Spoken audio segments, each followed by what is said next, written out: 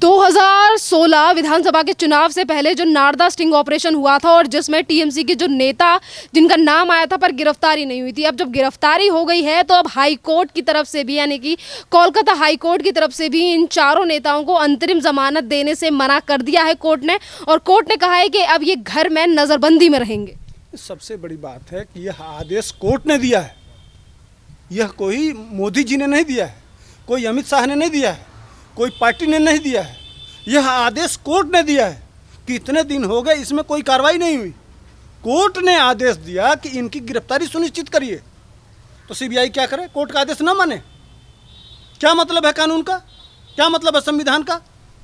क्या मतलब है लॉ एंड ऑर्डर का? कोर्ट के हिसाब से सीबीआई ने इन चारों को गिरफ्तार किया। उसके लिए वहाँ मुख्यमंत्री को जाने की क्या जरूरत है? किस लिए गई? कानून का पालन नहीं होना चाहिए ममता बनर्जी के हिसाब से? क्यों नहीं होना चाहिए भाई? आप मुख्यमंत्री हैं इसलिए। मुख्यमंत्री लोग जेल नहीं जाते हैं। लालू यादव जब चारा घोटाला किए तो जेल नहीं गए, जाके जमानत मिली है, इतने दिन जेल में सड़ रहे थे। क्या मतलब है इसका? सीबीआई को ममता बनर्जी के खिलाफ एफआईआर करके उनको तत्काल जेल में डाल देना चाहिए।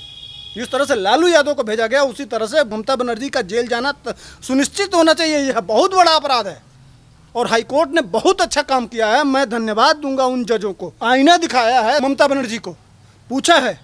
ये कह रहे थे, देखिए लेफ्ट मीडिया जानती है क्या कह रही थी? अभिषेक मनु सिंघवी खड़ा हुए थे वकील के रूप में, तो वो कह रहे थे कि यह गांधीवादी तरीके से ममता बनर्जी प्रोटेस्ट कर रही थी।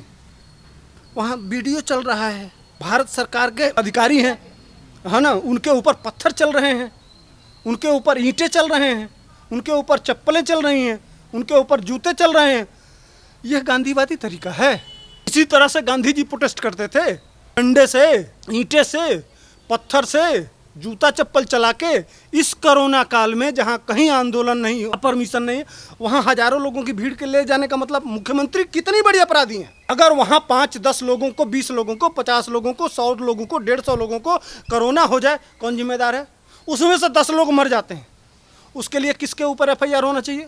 कौन है उसका जिम्मेदार? पूछता है भारत, जानना चाहता है भारत, कौन है दोषी उसका? अब कोलकाता हाई कोर्ट की तरफ से ऑर्डर लिया गया है कि चारों नेताओं को जमानत नहीं दी गई है अंतरिम। ये एक बहुत बड़ा झटका है ममता बनर्जी के लिए, क्योंकि ममता बनर्जी, जिस प्रोटेस्ट का आपने जिक्र किया, क्योंकि ममता बनर्जी की तरफ से काफ़ी बार कोशिश की गई कि सीबीआई के ऊपर भी दबाव बनाया गया कि ये जो 4 नेता हैं ये कैसे न कैसे करके बाहर आ जाएं, पर इनको तो अब जमानत ही नहीं मिली। कैसे जमानत मिलेगा? देश लूट लें, देश को खा जाएं, जितना मर्जी हो घोटाले करें, खूब लूटें, खूब कमाएं। जानते हैं कितने गरीब 25,000 से 30,000 परिवारों को लूट लिया गया। सैकड़ों लोग आत्महत्या कर लिए परिस्थिति बस। किसी ने अपने बेटी के लिए, बेटी की शादी के लिए, किसी ने अपने बच्चे के पढ़ाई के लिए, किसी अपने बड़े बुजुर्ग की दवाई के लिए। यह सब सोच के, सपना लेके एक परिवार 4-4 पैसा, 10-10 पैसा जुटाता है, तब जाके इकट्ठा होता है। उस पैसे को सपना लेके कि हमारा भविष्य कल संवर जाएगा, हमारा परिवार सुखी हो जाएगा, इसके लिए उस पैसे को इकट्ठा किया और उस पैसे को जब लूट लिया जाए तो कैसा गुजरेगा? क्या होना चाहिए उनके खिलाफ? क्यों नहीं इनके खिलाफ सख्त से सख्त कार्रवाई होनी चाहिए? इनके खिलाफ जितना कानून है, कानून तोड़ के इन लोगों के इसे आत्महत्या कर रहे हैं लोग। ऐसे ही लोग फांसी चढ़ा लेते हैं, सपना कुछ और देखे और सपना पता चला कि सब कुछ लूट गया। हार्ट अटैक से लोग मर जाते हैं ऐसी परिस्थिति में, और ये बड़े नेता बन जाते हैं उसी पैसे को लेके, और एमएलए और एमपी बन जाते हैं और फिर मिनिस्टर बन जाते हैं। ममता बनर्जी जूता चप्पल तो खुद पहनती हैं, सादा साड़ी पहनती हैं, लेकिन उन गरीबों का दर्द दिखाई नहीं देता है। आज हजारों लोग, ये सिर्फ दिखावा करती है। इसको जितना भी कहा जाए ना ममता को, एक बात बताइए, तुम 4 मंत्रियों के लिए तो चली गई, 6 घंटा जाके बैठ गई, लेकिन जो इस समय जो वहाँ प्रताड़ित हैं बंगाल के लोग, जो जाके दूसरे राज्यों में देख रही थी किस तरह से पैर पकड़ के और रो रही हैं वहाँ के राज्यपाल का कि हमको बचा लो। वहाँ राज्यपाल कह रहे हैं कि लोग धर्म परिवर्तन के लिए तैयार हो रहे हैं। इस तरह का कंडीशन तैयार कर दिया गया है इसी बंगाल में। कौन सा देश है भाई? कहाँ रह रहे हैं? कैसा लोकतंत्र, कैसा कानून, कैसा संविधान, कैसी व्यवस्था? इसी तरह से चलेगा। और देख लीजिए पूरी मीडिया को, लुटियन मीडिया को। कभी उठाया है रवीश कुमार ने इस बात को? ये जितने लोग बैठे हुए हैं दिल्ली में, कभी किसी ने आवाज उठाई? एक छोटी सी घटना हाथरस में पड़ गई तो पूरा तमाशा बना दिया गया था पूरे देश में। 1 महीना चलाया गया उसको, पूरा ड्रामा बना दिया गया, दुनिया में ले जाया गया। बंगाल में कितनी घटना घटी है, कौन बोला है? आप जैसे लोग छोटे छोटे पत्रकार घूम घूम के और इन बातों को उठा रहे हैं और हम लोगों के पास तक आके हम लोग बोल रहे हैं। इस समय भी सबसे ज़्यादा कोरोना कहाँ हुआ है? महाराष्ट्र में। कभी दिखाया जाता है, कभी राजस्थान का दिखाया जाता है, कभी छत्तीसगढ़ का दिखाया जाता है, कभी पंजाब का दिखाया जाता है। सारी मीडिया उठा के सिर्फ उत्तर प्रदेश क्यों? क्या बात है, क्या कारण है? और जो लाशें हैं उत्तर प्रदेश में संस्कारित लोग हैं, उल्लास लाया गया है छत्तीसगढ़ से, उल्लास लाया गया है पंजाब से, उल्लास लाया गया है राजस्थान से। ये लाश जलाने के नाम पे रात को ये कांग्रेसी इकट्ठा किए हैं लाशों को और ले जाके गंगा में फेंके गए हैं। इसकी जांच होनी चाहिए। मैं मांग करता हूं भारत सरकार से सही ढंग से जांच किया जाएगा तो पक्का। इसीलिए ये सब प्री प्लान्ड है। ये जो भी हो रहा है यह टूल किट जो बनाया गया है, जो कांग्रेस का टूल किट पकड़ा गया है।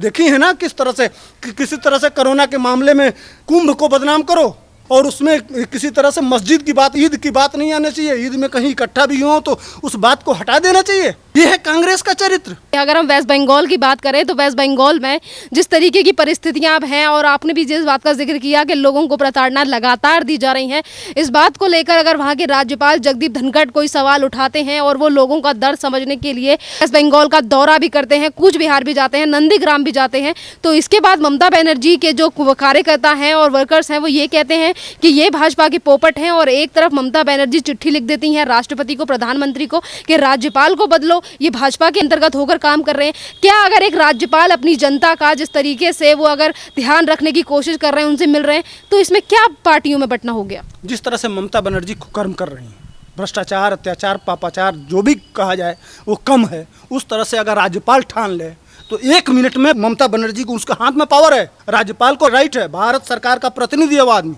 असली पदेन मालिक पेपर में राज्यपाल ही होता है। जिस तरह से राष्ट्रपति देश का मालिक होता है, उसी तरह से राष्ट्रपति द्वारा चुना हुआ राज्यपाल उस राज्य का मालिक होता है। 1 मिनट में विधानसभा को बर्खास्त कर सकता है वो आदमी। लेकिन उनको प्यार है संविधान से, उनको प्यार है कानून से, उनको प्यार है उस व्यवस्था से। इतना होने के बाद भी किसानों को मोदी जी ने पैसा भिजवाया है। ये होता है राजनीतिक चरित्र, ये होता है जो शपथ खाया है उसकी व्यवस्था। इसलिए लेकिन फिर भी राज्यपाल की जिम्मेदारी होती है कि अगर राज्य में कहीं कोई व्यवस्था गड़बड़ होती है, राष्ट्रपति भेजता है राज्यपाल को कि अगर मुख्यमंत्री कहीं चूक करता है तो आप उसको दिशा निर्देश दें और उन चीज़ों को भारत सरकार को बताएं। यही भारत सरकार का प्रतिनिधि होता है कि लॉ एंड ऑर्डर और जनता की सेवा बढ़िया से चुनी हुई सरकार कर रही है कि नहीं कर रही है, यही उसकी नैतिक जिम्मेदारी होती है। और जब वहाँ इतनी बड़ी घटनाएं घट रही हैं, जहाँ लोग पलायन कर रहे हैं, जहाँ लोग पेड़ों पे टांग दिए जा रहे हैं, इतनी वेदनाएं जो वीडियो में आ रहा है, कलेजा फट जा रहा है इस देश का।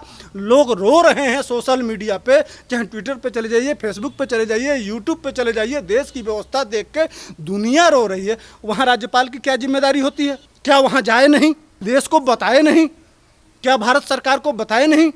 यही तो उसका काम है। इसीलिए तो उसको भारत सरकार ने नियुक्त किया है। जो अपना ममता बनर्जी अपना काम नहीं कर रही हैं, इसलिए कि संकल्प करी हैं जनता की सेवा के लिए और सेवा कर रही हैं। वह चोरों का जो 4 मंत्री लुटेरे इस समय जेल में जाना चाहिए, जो गरीब जनता का पैसा खा लिए हैं, लूट लिए हैं, उनको जिनको चक्की पीसते पीसते जिंदगी भर सड़ जाना चाहिए जेल में, उनको बचाने के लिए मुख्यमंत्री जा रही है। यह हमारे देश के कानून और संविधान को शर्म की बात है। हमारे यहाँ पर जिस तरीके से लोगों की तरफ से भी ये सवाल उठाए जा रहे हैं कि नारदा स्टिंग ऑपरेशन में ये 4 नेता ही नहीं थे, इसमें और भी नेता शामिल थे। और उसमें जिस तरीके से सीबीआई ने ममता बनर्जी के ऊपर एफआईआर जो दाखिल की है, एज अ पार्टी दाखिल की है, तो इसको लेकर लोगों की तरफ से ये भी सवाल है कि अब ममता बनर्जी का भी अगला नंबर आ सकता है, क्योंकि अब ईडी भी जांच कर रही है, ईडी भी आने वाली है, सीबीआई भी जांच कर रही है। ये जो हथकंडा है, जैसे कि अब हाथ है वो ममता बनर्जी तक पहुंचने वाले हैं सीबीआई और ईडी के। जैसे कट जाता है और मलहम लगाते हैं तो आराम मिलता है ना, उसी तरह से जिस दिन ममता बनर्जी गिरफ्तार होंगी